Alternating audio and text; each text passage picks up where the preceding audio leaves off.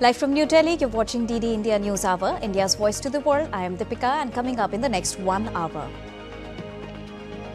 US General monitors first withdrawal of Israeli troops from Lebanon. Lebanese Prime Minister terms it as fundamental step in implementation of ceasefire decision. US President-elect Donald Trump seeks to hit the diplomatic ground running as he prepares for the office. He's invited China's Xi Jinping to attend inauguration ceremony on the 20th of January.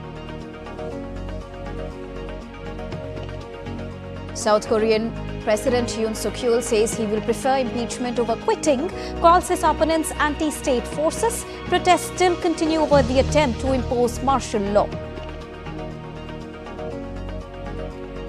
India's Di Gukesh and Chinese Ding Liren continue to slug it out for coveted title at World Chess Championship. Score remains locked at 6.5 points each. No result in final match will pay for a tie-break decider. And Saudi Arabia all set to host Men's Soccer World Cup in 2034. Spain, Portugal and Morocco named the co-hosts for 2030 edition.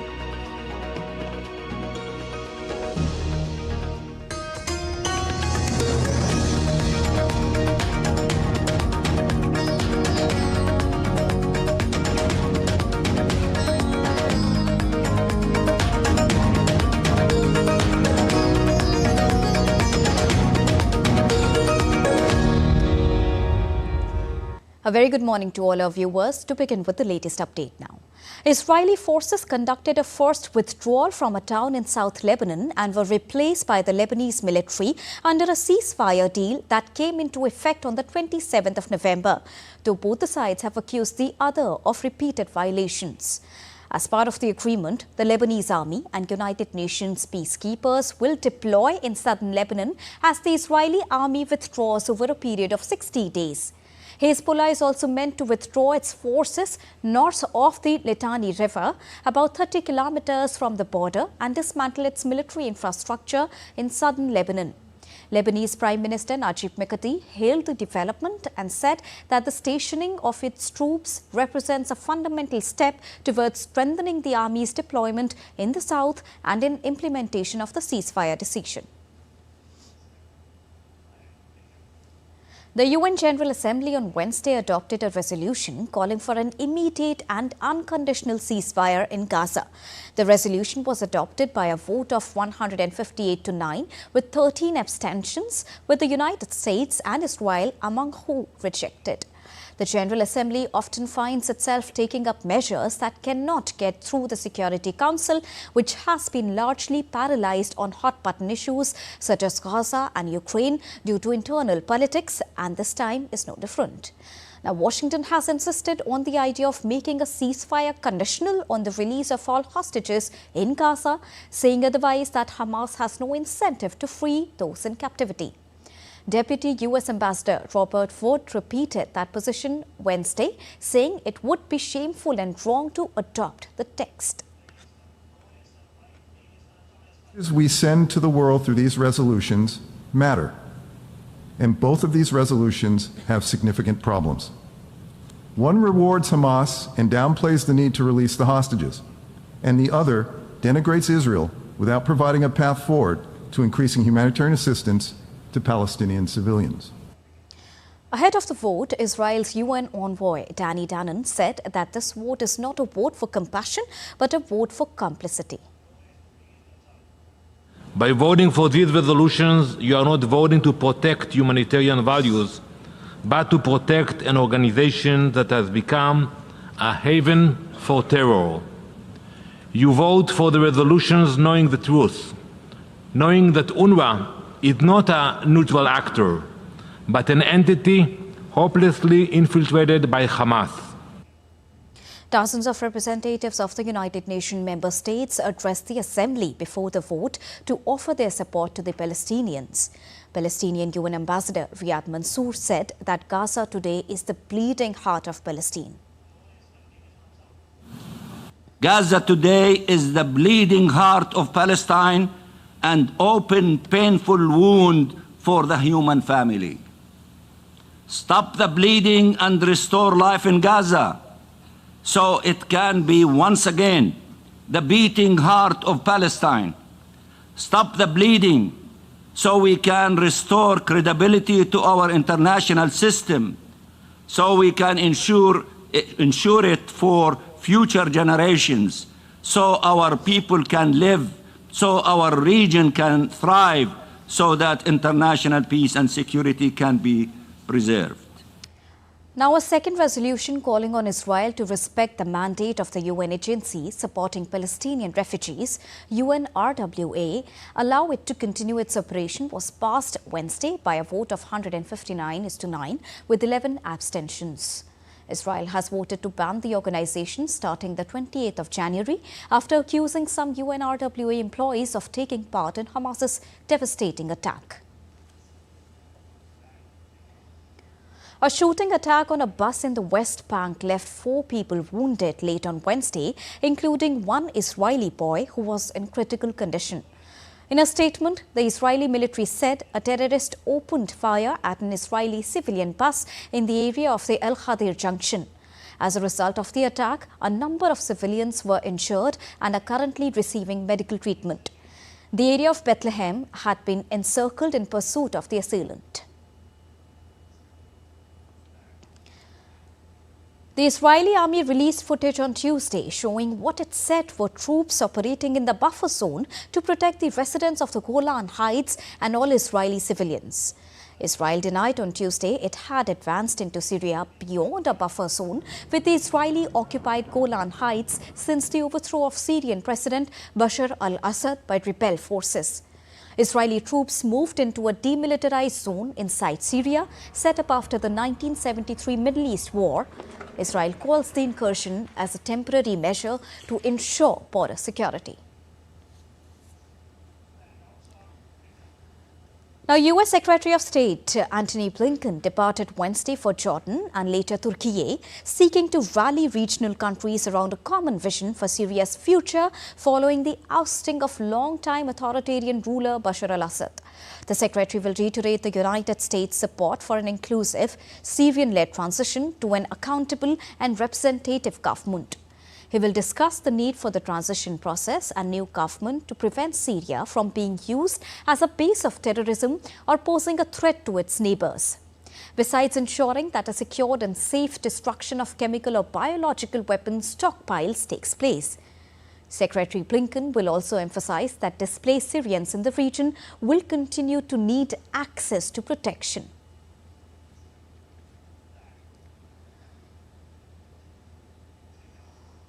In other key developments in Syria, a caretaker prime minister linked to the rebel group that toppled longtime dictator Bashar al-Assad's regime in Syria has been appointed to oversee the transition of power.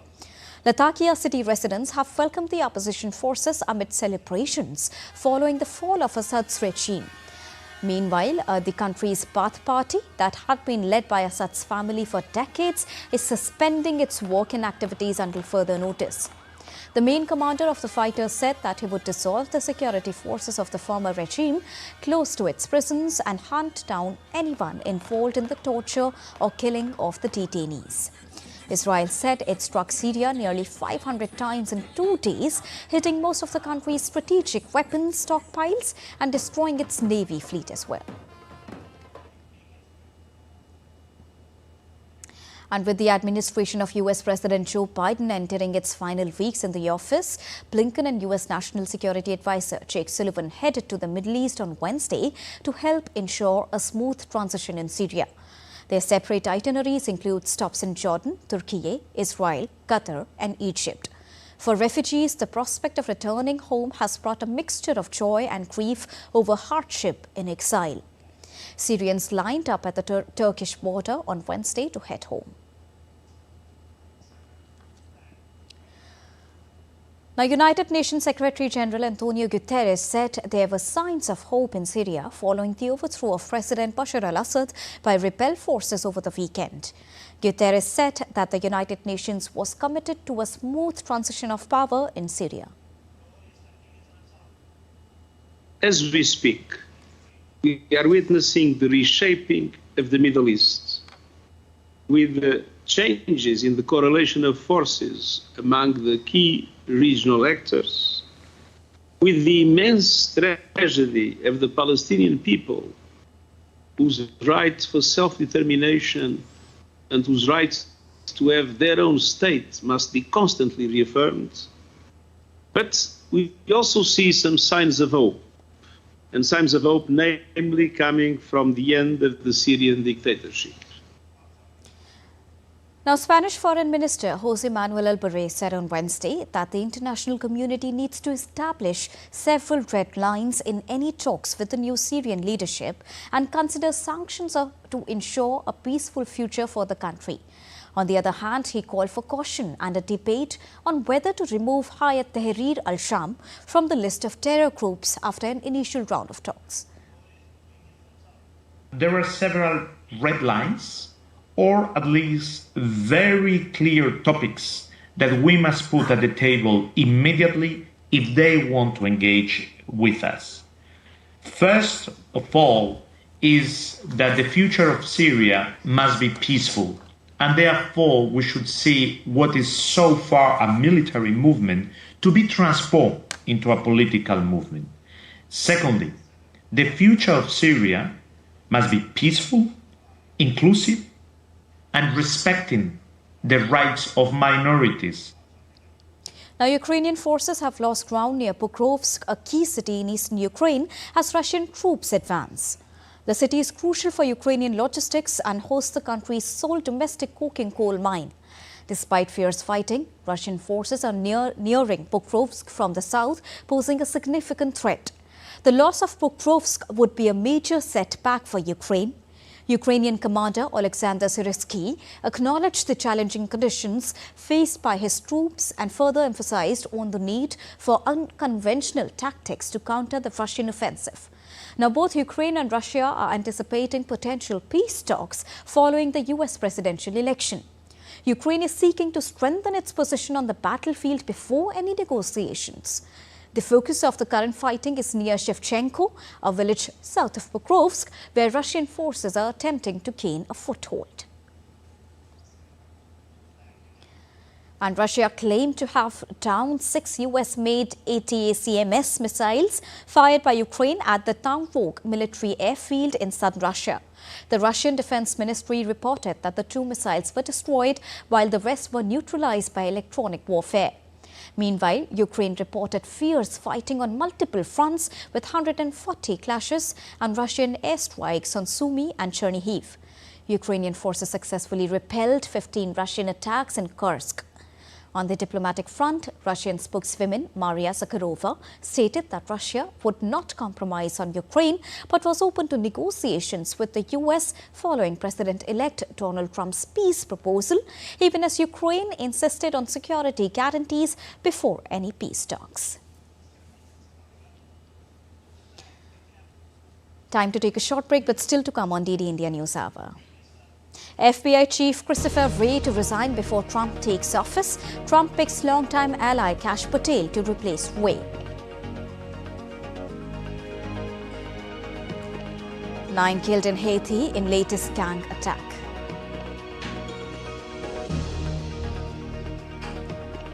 And in Franklin fire, California blaze grows as thousands evacuate Malibu.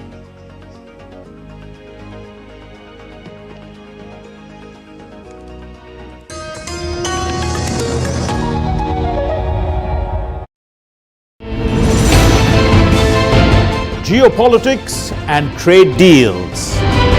Economic challenges amid development. Hard work and the path to prosperity. It's the economy always. Between walkers, money is what money does and says. Supply creates its own demand. Between the bulls pulls and bears tears. When supply chains globalization and India rises to the podium. We'll get you centered with the Economic Brief at 8 p.m. every Thursday on DD India.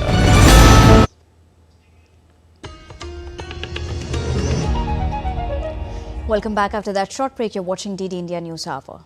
Now, in a televised speech on Thursday, South Korean President Yoon vowed to fight the people until the very last minute as he faces an impeachment vote on Saturday. Yoon defended his decision to declare martial law, accusing the opposition of pushing the country into a national crisis. He lashed out at his political opponents as anti-state forces.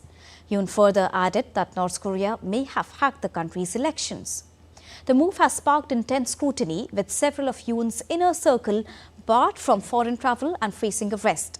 The crisis has reached a boiling point, with the opposition warning of legal action if Yoon's staff continues to obstruct the investigation.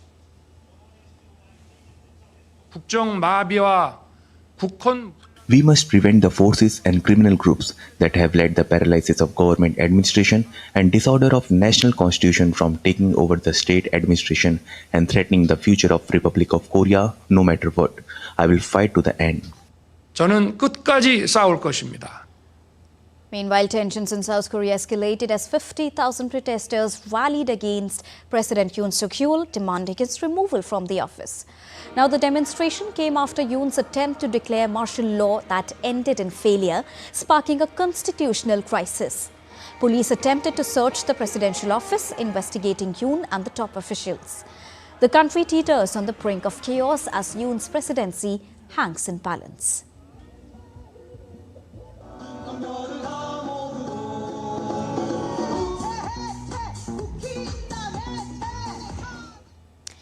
On the other hand, South Korea's ruling party leader Han Dong-hoon said on Thursday, calling for President Yoon Suk-yeol's immediate suspension from the duties following his ill-fated declaration of the martial law last week. Han emphasized that the only way to achieve this is through impeachment, urging ruling party lawmakers to take a stand.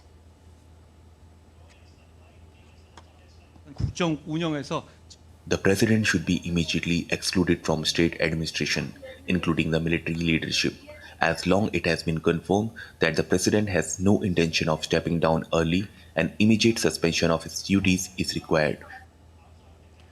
Meanwhile, North Korean media reported that public outrage in South Korea is intensifying against President Yoon Suk-yeol following his short-lived declaration of martial law.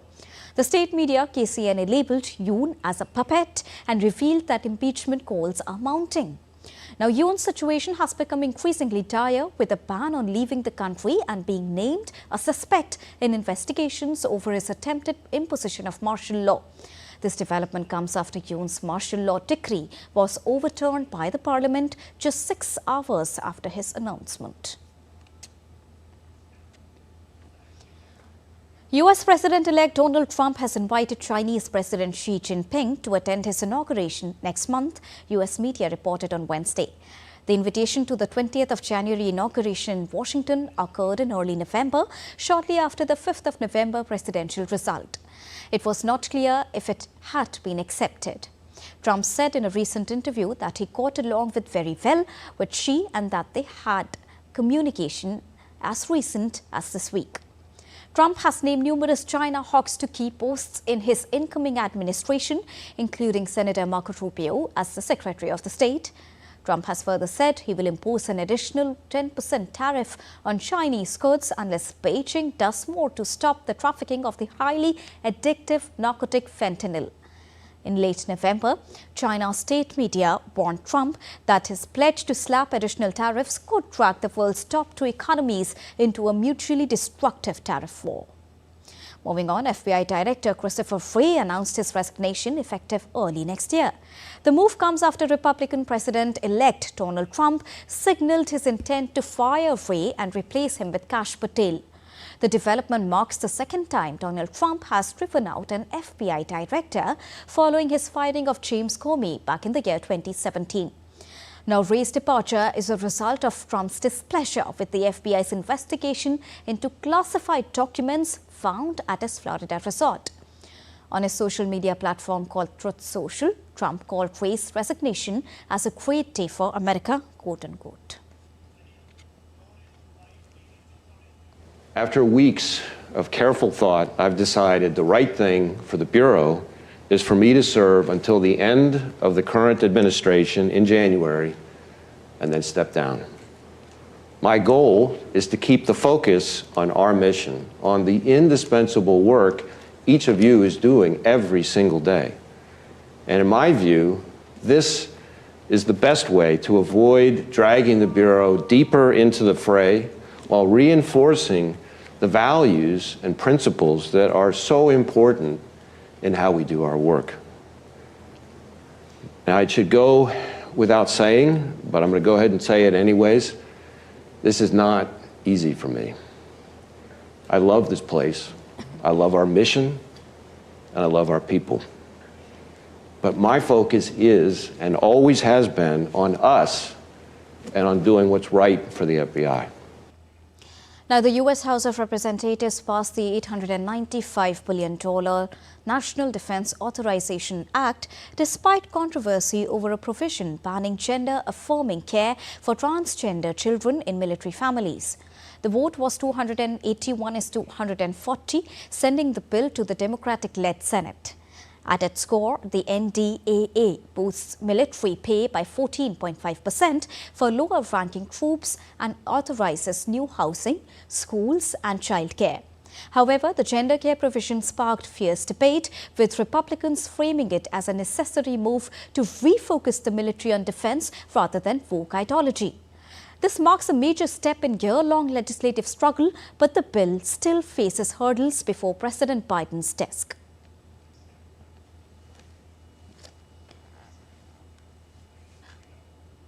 Now, the waters around Taiwan remains murky. China's fighter jets and intensified maritime activity in the Taiwan Strait are a show of force. With 53 warplanes, 11 Navy ships and 8 civilian vessels, China is marking a bold move. Military experts in Taiwan warn that China is trying to isolate the island. TD India's Mihir takes us to the action. Tensions are escalating in the Taiwan Strait as China's largest maritime deployment in decades, coupled with intensified warplane activity, raises alarms. Taiwan's presidential office has called on Beijing to halt what it describes as provocative acts. China's behavior is a blatant disruption of the status quo of security and stability in the Indo-Pacific region, creating uneasiness and uncertainties among the international society. Many world leaders condemn China for violating international terms, threatening regional peace and stability, and call on China to play its part as a member of the region and stop all provocative acts immediately. Taiwan remains on high alert, tracking 53 Chinese warplanes, 11 Navy ships and 8 civilian vessels near its waters in the past 24 hours. These maneuvers, widely seen as a reaction to Taiwanese President Lai Ching-te's recent visit to the United States.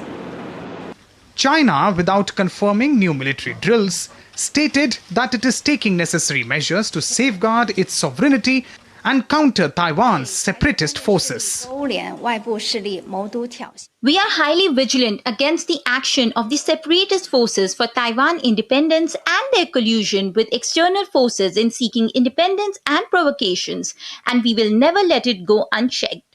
We take the necessary measures to resolutely defend the country's sovereignty and territorial integrity, safeguard peace and stability of the Taiwan Strait, and safeguard the fundamental interests of compatriots on both sides of the Taiwan Strait. The United States has also weighed in. That's why the PRC has been our pacing challenge for the last 4 years. We talked about their coercive actions in the region, and certainly this latest activity. This is something that we'll continue to monitor. And make sure that that nobody does anything to change the status quo in the Strait. Military experts in Taiwan believe China's expanded activities are aimed at isolating the island. As the region braces for further military maneuvers, Taiwan remains steadfast, a testament to its resilience and determination to navigate these turbulent waters. Mihir Makri reporting for DD India. Now, even after Taliban took over the mantle of power in Afghanistan, terrorist violence has not stopped in the war-torn nation. On Wednesday, the Afghan Minister for Refugees, Khalil-ur-Rahman Haqqani, was killed in a suicide bombing at the ministry's office in the capital, Kabul. Many other officials and the government staff present were also killed in the suicide attack. The Islamic State claimed the responsibility of the attack. Taliban authorities have said that the attack has been quoted as cowardly. The attack put a question mark on the stability of Taliban regime, as Khalilur Rahman Haqqani was the brother of Jalaluddin Haqqani, who is the founder of the feared Haqqani network, and he was also the uncle of the current Interior Minister Sirajuddin Haqqani. This was also not the first attack targeting a minister since the Taliban returned to power back in the year 2021. In 2022, a blast took place near the Interior Ministry led by Haqqani network leader Sirajuddin Haqqani, killing 4 people. In 2023, Islamic State claimed an attack outside the Taliban-run foreign ministry that killed at least 5. The US Treasury had Khalil classified Haqqani as a specially designated global terrorist in the year 2011, and the State Department offered a $5 million reward for information leading to his arrest. U.S. Secretary of State Antony Blinken defended the 2021 U.S. withdrawal from Afghanistan as an ending of the country's longest war that freed resources for other conflicts in testimony in the House of Representatives on Wednesday. Republican Representative Michael McCall, the panel's chairman, blasted the administration for the death of 13 Americans in a suicide attack at Kabul's airport in August 2021 and for thousands of Afghans who worked with the U.S. forces who could not be evacuated as the Taliban took over. Blinken told a House Foreign Affairs Committee hearing that every American who wanted to leave Afghanistan has been given the opportunity to leave. It is likely his final public testimony to lawmakers before leaving office next month.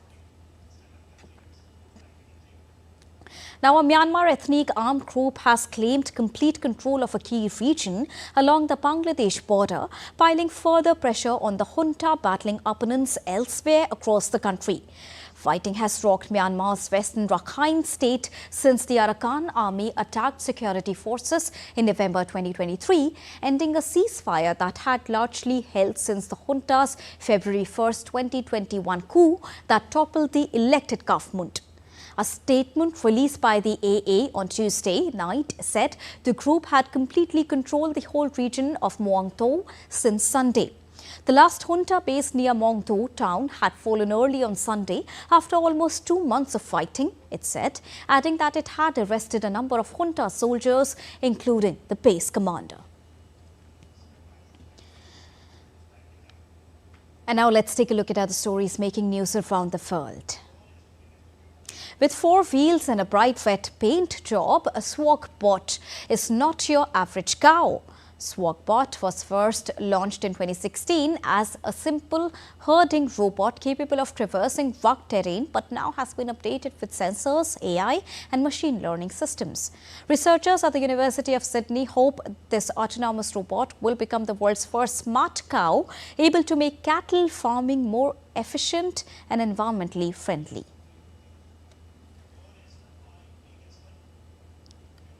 A pocket watch designed for Queen Marie Antoinette with an incredible number of features even by today's standards is among the artifacts on display in an exhibition celebrating the science of the royal court at Versailles.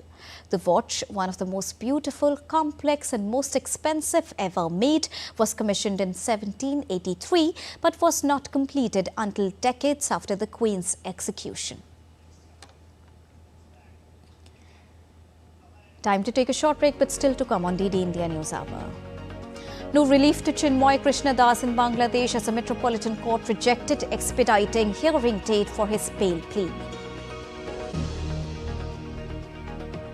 Winter session of India's Parliament begins on day 14 today with Hope Summit disruptions.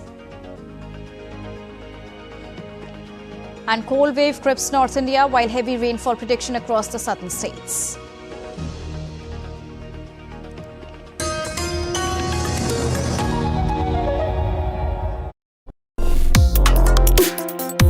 Complex issues, hidden agendas, twists and turns, strategic games. We think all dots are linked. We just need to connect them. Join me every week as I connect the dots to unravel hidden designs in statecraft, mysteries, and decode issues that matter to you.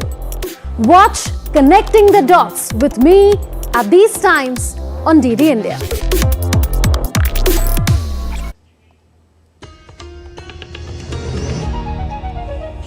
Welcome back after that short break. You're watching DD India News Hour. It's now time to take a quick recap of top headlines of the hour. US General monitors first withdrawal of Israeli troops from Lebanon. Lebanese Prime Minister terms it as fundamental step in implementation of ceasefire decision. US President-elect Donald Trump seeks to hit the diplomatic ground running as he prepares for the office. He's invited China's Xi Jinping to attend inauguration ceremony on the 20th of January. South Korean President Yoon says he will prefer impeachment over quitting, calls his opponents anti-state forces. Protest still continues over attempt to impose martial law.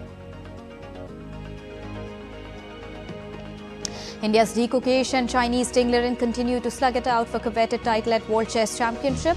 Score remains locked at 6.5 points each. No result in final match will pave way for a decider.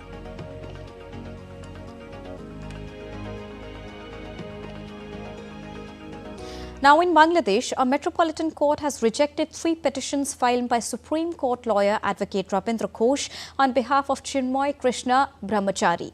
The petition sought an expedited hearing date for Chinmoy's bail plea, the submission of case documents and other related reliefs. However, the court dismissed them, citing the absence of a power of attorney from any member of the Chattogram Bar Association. Well, India has expressed hope for the trial will be fair and transparent as the arrested Hindus have legal rights which should be respected. New Delhi has repeatedly appealed to officials of the interim government in Dhaka to ensure the safety of Hindus and all minorities. Chinmoy Krishnadas was arrested on sedition charges on the 25th of November at Dhaka airport.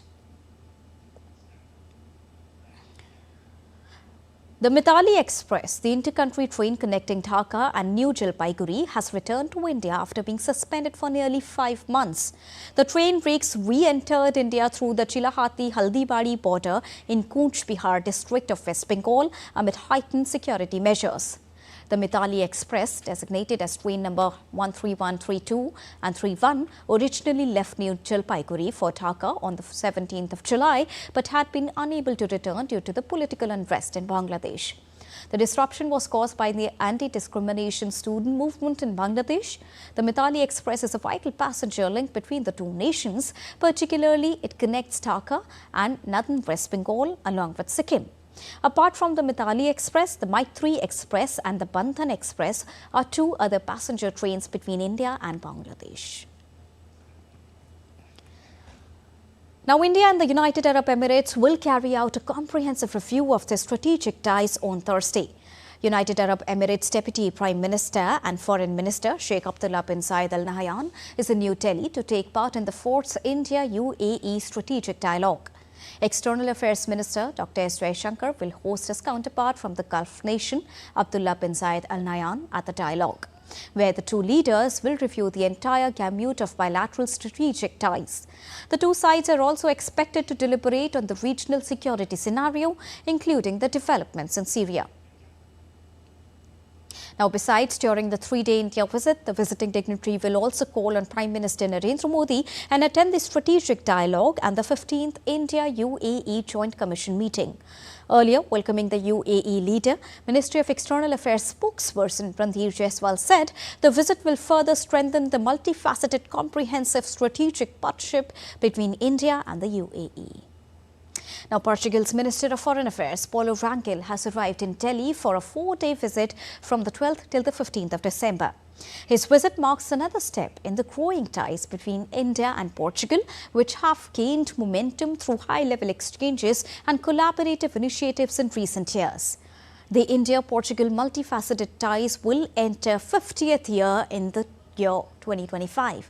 Notably, just last month, Prime Minister Narendra Modi held a bilateral meeting with his Portuguese counterpart Luís Montenegro.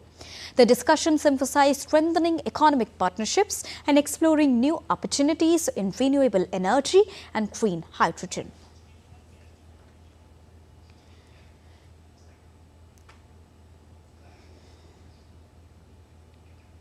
Moving on, the daily proceedings of the winter session of Indian Parliament is all set to resume with important bills to be taken up for discussions. The upper house of the Parliament is all set to discuss Banking Laws Amendment Bill 2024. This amendment aims at providing greater flexibility and convenience for account holders by updating the nomination rules. While the lower house of Lok Sabha is all set to take up Disaster Management Amendment Bill 2024, readjustment of representation of scheduled tribes in assembly constituencies of the state of Goa Bill 2024. And to discuss more on this, I'm joined by my colleague Anil Thomas, who's joining us from New Delhi. A very good morning to you, Anil. Now, amidst continuous ruckus and disruptions, are we expecting smooth functioning of Day 14 at the Parliament's ongoing winter session today? Good morning, Deepika. Well, very much expected in Lok Sabha. In Rajya Sabha, there is still, suspense over how things or how the House would function between the Treasury and opposition benches. But in the Lok Sabha, we have seen business transactions takes place yesterday when it comes to the Railway Amendment Bill that was passed with a simple voice vote, and then followed by the Disaster Management Bill that was introduced and on which deliberations were on. So both houses have been almost like two sides of a coin. We can very much expect something similar to take place today. But it's a new beginning. It's a Thursday. We can expect, we should be hopeful that things fall in the right place. And even in Rajya Sabha, you see, especially at least the first hour, will set the tempo for the day, because you'll have to wait and watch how the House begins. If the House begins on the right note, I think we could see business transactions takes place in Rajya Sabha too. But all in all, yesterday we did see Lok Sabha functioning to its fullest, Rajya Sabha being disrupted first till 12 and then for the rest of the day. It's a new beginning. We'll have to wait and watch how things play out today. But the way the opposition is gearing up, it looks unlikely that things, there could be a new morning, couldn't have a different script this morning in Parliament in the Rajya Sabha. Apart from the disaster management bill which you just spoke about, what could be some of the other major bills that can be put across the table today on Day 14? Well, especially in the Rajya Sabha, it's the Banking Amendment Bill that's passed in the Lok Sabha in this session. Nirmala Sitharaman will move the bill. Law Minister would move another bill, especially for the inclusion of scheduled caste, a reconstitution of the Representative of Public People Act for the state of Goa that will be moved in the Lok Sabha. And another bill, especially on the disaster management, that was introduced yesterday, which could be deliberated further and will look for a passing today. So that could be two bills in Lok Sabha, one bill in Rajya Sabha. That could be where things, where deliberations, discussions, and passing would be looked forward to. We also have the discussion on the Constitution that's coming up for Friday and Saturday. So it's going to be the next 3 days are going to be pretty important, especially as the world and people of India watch on the deliberations and discussions that take place in the Parliament. Thank you so much, Anil, for joining us and bringing us a sense of what could be expected from the Parliament today. Moving on to weather updates now. The Indian Meteorological Department, or the IMD, predicted cold wave conditions at isolated pockets over northwest and adjoining central part of the country over the next few days. The Met Department noted that cold wave conditions were observed in isolated pockets over Jammu and Kashmir, Ladakh, Himachal Pradesh, Punjab, Rajasthan and Madhya Pradesh. Also, chilly winds on Wednesday marked the arrival of cold wave conditions in the national capital, with the IMD issuing a yellow alert, warning of similar cold wave conditions for the next 2 days. In addition to the cold wave, the IMD also predicted dense fog conditions during late night and early morning hours in isolated pockets of East UP, Sub-Himalayan West Bengal, Sikkim and Bihar. The IMD has further alerted that southern states of Tamil Nadu and Andhra Pradesh are set to experience heavy rainfall due to a significant low-pressure area hovering over the southwest and adjoining southeast Bay of Bengal. Schools in 12 districts of Tamil Nadu will remain closed due to heavy rain warnings. Now, this weather phenomena has prompted the issuance of an orange alert for Tamil Nadu, Puducherry, Kerala and Mahi, indicating expectations of heavy rain. On the other hand, a yellow alert signaling rain is in place for coastal Andhra Pradesh and south interior Karnataka over the next 2 days. This weather forecast signifies the potential for severe weather conditions in these regions, with residents advised to prepare for the upcoming heavy rains. And to give us the latest update on this, I'm joined by DD India correspondent Anbarsan from Chennai. Good morning, Anbarsan. Now, in recent advisory, schools have now been shut down. For how long is it likely to continue as per weather predictions? And how is it impacting the daily lives there, Anbarsan? Bay of Bengal, the southwest part of Bay of Bengal is intensified. The rainfall is kind of yesterday night onwards. It's increasing, and downpour on particularly the northern and also the interior and also the coastal districts of Tamil Nadu and also the neighboring states of Andhra Pradesh, Kerala and Karnataka also getting heavy rain. The schools of colleges of around 12 districts, particularly the Chennai region and also the coastal districts, all the district administration is announced declared holiday. As we know that the rainfall is from last 2 days and also today continuously coming on. Particularly, the Indian Meteorological Department has predicted that the rainfall will be coming next 4 days. It will be, and also they are giving orange and also the yellow alerts to the districts. Particularly the delta districts of Tanjavur, Tirvarur, Pudukkottai, Ariyalur, where the depression will be passing through, and also they given a travel advisory to the tourists who are visiting the hilly areas because the rainfall also may be registered in the Uti, Kunnur and also Valpari region. And last 24 hours, the rainfall registered nearly around 10 to 12 centimeters, particularly in Chennai, where we are right now, the Kollattur region getting the most rainfall in last 24 hours. 12 centimeter of rainfall is registered. Due to that, low-lying area of Chennai, a little bit water lagging situation is there. The district and also the Chennai Greater Corporation are working together to. And in light of the current situation, Anbarsan, what are the contingency plans in place put up by the government? As we know that recently only the cyclone Faisal is just crossed away, and it impacted various nearly 14 districts of Tamil Nadu. And just 1 week or a few weeks away, and this again the low pressure zone is formed in low pressure zone formed in the Bay of Bengal, also giving a heavy rain, particularly the district already affected. So due to that, whichever the flooded area also getting more rain.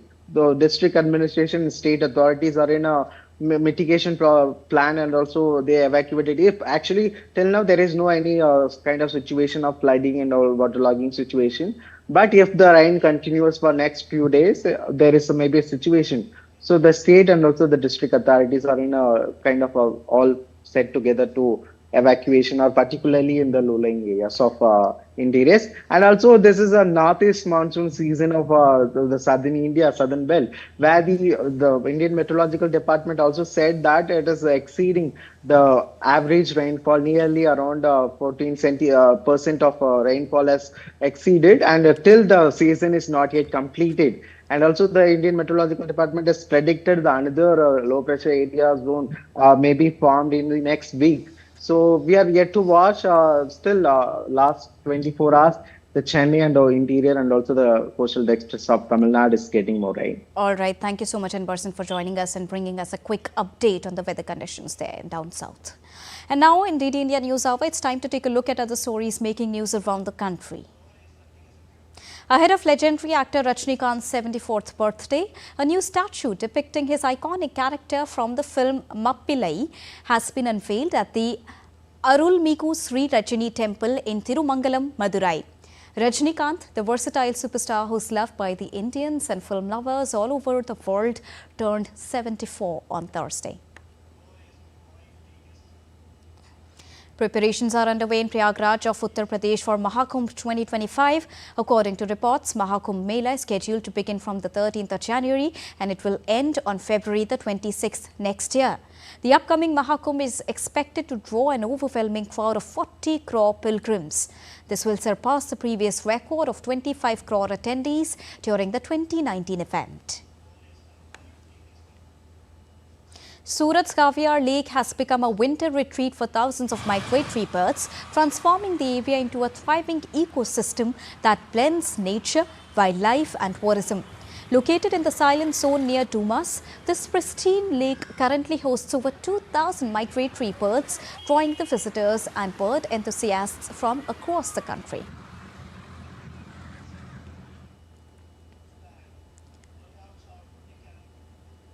Time to take a short break, but still to come on DD India News Hour. Google announces the launch of its most advanced AI model to date, Gemini 2.0.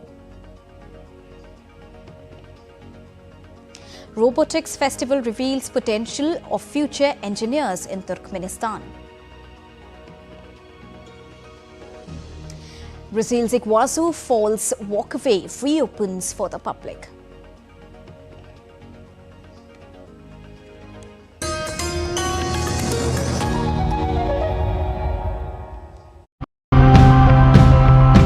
Nature could easily survive without us. We, however, couldn't really survive without it. But with these environmental problems, how do we make sure to secure our future? Let's find out. So you just have to bring the sand from one place where it's not needed to the other place where it's needed. So that's called sand bypassing, sand nourishment. So that's the heart of the project. Remediating the wetland will mean that the life of the wetland comes back to it. And if that happens, there will be money in every household inside that depends on the river. It doesn't matter whether a farmer is educated, uneducated, skilled or not. This is a user-friendly app. A single touch is all it takes to operate and control the system. Anyone can use the app.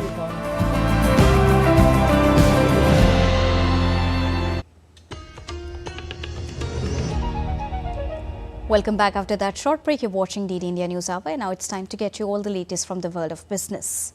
Google announced the launch of Gemini 2.0, its most advanced artificial model to date, as the world's tech giants race to take the lead in the fast-developing technology. Gemini 2.0 is initially being rolled out to developers and trusted testers, with plans for broader integration across Google's products, particularly in search and the Gemini platform. The release sent shares in Google soaring by more than 4% on Wall Street today, after the stock already gained 3.5% after the release of a breakthrough quantum chips.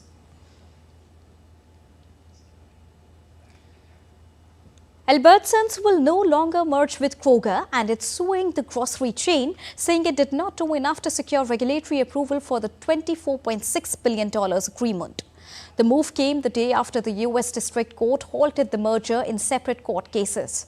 Kroger and Albertsons in 2022 proposed what would be the largest grocery store merger in the history of the U.S. to help them better compete with big retailers like Walmart, Costco and Amazon.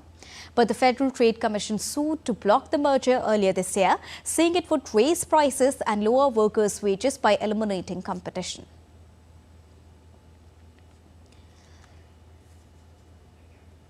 The Youth Robotics Festival was held in the sports complex of the International University of Oil and Gas that annually brings together young talented designers from all over Turkmenistan.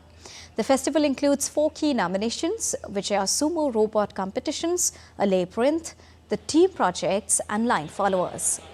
The event for participants under 30 aims at attracting young people to robotics, popularize information technology and create motivation among school children and students for further education and work in engineering and technical fields.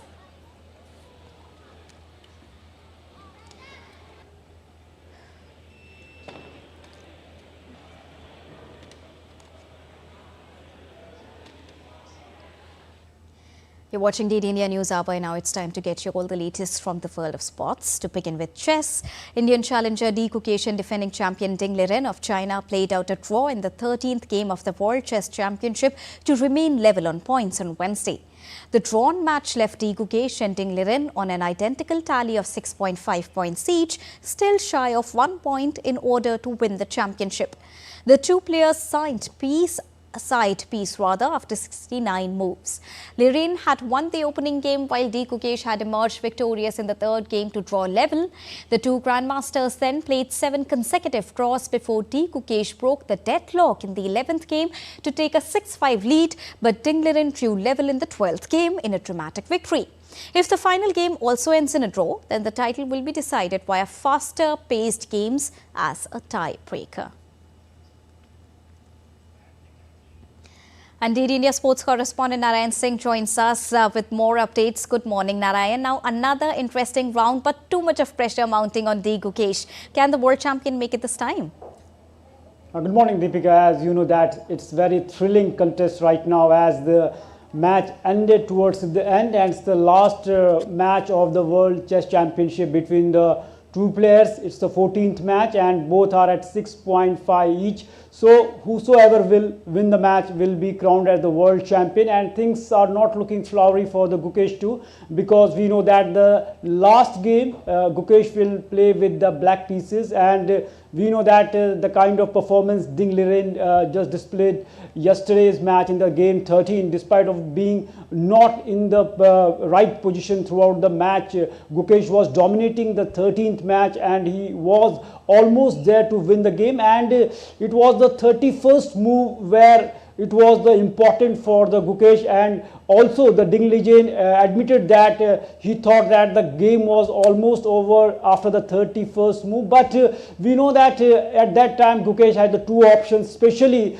he had the option to move to just capture the rook of Ding Liren with his rook or move his knight, but immediately he chosen the second one to move his knight, and that proved wrong. Otherwise Gukesh was dominant in that match, so it's a golden opportunity for him. We know that it's very tough to be a candidate winner and become a challenger for the World Chess Championship. So Gukesh will give all to win this match, and one important aspect is that Ding Liren is playing with the white, but in the entire career he defeated D Gukesh 4 times, and that is with 3 times with the black pieces, and first time he defeated Gukesh with the white pieces, that was in the previous match, that was in the game number 12. So an opportunity for the Gukesh, definitely he will give his all to win this match. All right, thank you so much, Narayan, for joining us and bringing us a quick update on the intense match that is going on. Moving on to soccer now, World Football Governing Body FIFA on Wednesday announced that the 2030 men's competition will be held in Spain, Portugal and Morocco. The 2030 World Cup takes place across 3 continents and 6 nations, with one-off matches to be placed in Uruguay, Argentina and Paraguay, hosting celebratory games to mark the tournament's centenary. It is my great pleasure to announce that the FIFA centenary celebration matches as part of the FIFA World Cup 2030 will be hosted jointly by Uruguay, Argentina and Paraguay. And now we can officially confirm that the hosts of the FIFA World Cup 2030 will be Morocco, Portugal and Spain. Mabruk, felicitación, parabéns, felicidades. The FIFA Extraordinary Congress meeting also confirms Saudi Arabia as the host of the 2034 FIFA World Cup on Wednesday. It is a great pleasure that I can confirm that the host of the FIFA World Cup 2034 will be Saudi Arabia. Mabruk, Mabruk to our friends in Riyadh.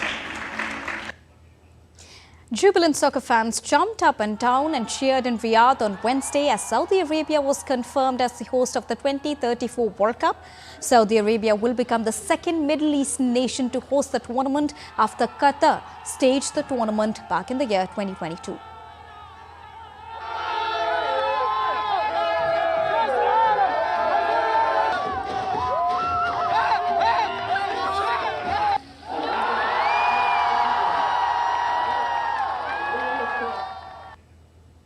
Now, Brazil's Iguazu Falls walkway reopened to the public on the 11th of December after being closed due to the high water flow from recent heavy rains. On the 10th of December, the water volume surged to 8.15 million litres per second, over 5 times the usual average. Tourists expressed surprise and awe at the dramatic increase in water volume, with some describing it as the most impressive they'd seen in years.